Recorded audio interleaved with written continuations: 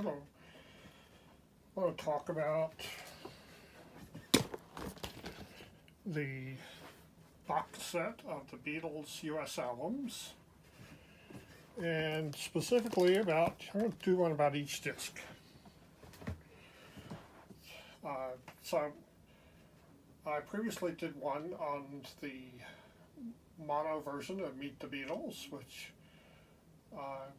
should make a note here. There's a new box set out of the first year of Beatles output on mono, and I'd recommend you just go ahead and go to a used record store and buy them individually like I did. It's about the same price, and you get all kind of neat things like the names of the person who previously owned this and wrote their name on it. So anyway, here's the CD. It comes in this case that's kind of cellophane, and it worked really easily the second time I've tried to put it back in there. But it's got both the front and the back of the album, and it says up here it's in stereo. So let's see what I get when I pull it out. It has a sleeve with a bunch of albums from around that time. I'm not sure if this was on the original version or not. It's not on the sleeve that I've got here. And there's another sleeve in here. And then you have the actual CD. So I've got this record player combo, CD player combo, tape player, combo radio. And I discovered when I tried to play this that the CD player part of it doesn't work.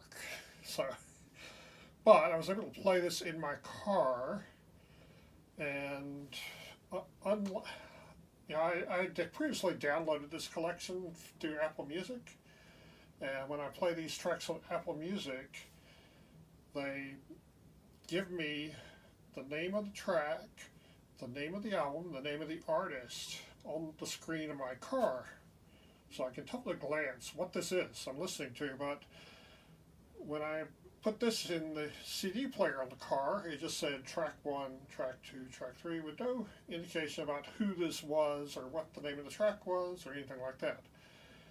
And I discovered that the mono version is the first 12 tracks on here, and the stereo version is the next 12 tracks.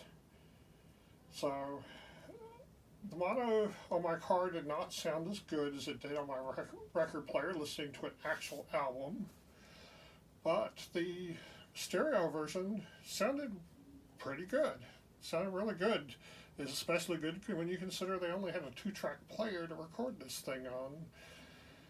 So the sound quality of the early Beatles stuff is not that good to begin with, and that's why they had used computer trickery to make the new Red album sounds so good. So, listening to the first disc, I'd say it's worth the effort. It doesn't cost that much for this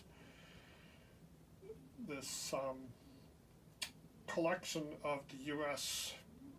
mixes.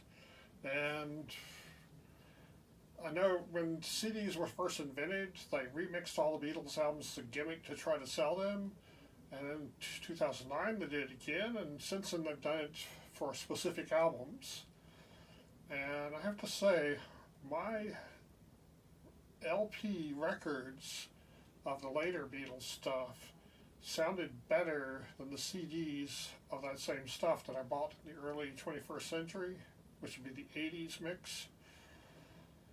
Now the album sounded better than the CDs, but when the CDs first came out, all our records were scratchy, so the CDs sounded superficially kind of better, but they weren't as warm. But now, I think the albums sound better. The albums from the 70s sound better than the CDs from the 80s. But some of these newer mixes of the CDs have sounded good. I don't like the 2009 one. There's too much bass. I could do a whole thing on too much bass.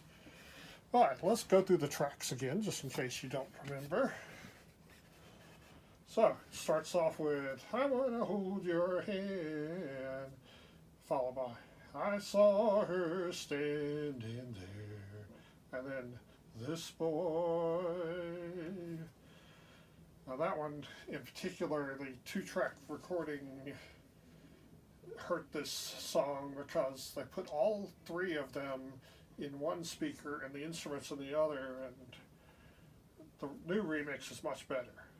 And that's followed by the first track from With the Beatles, It Won't Be Long, and then All I've Got to Do, and then All My Lovin', and then side 2, which it's a CD, so there is no side 2, but side 2 of the album would be Don't Bother Me. I think that's George Harrison's first song that he wrote that got onto an album.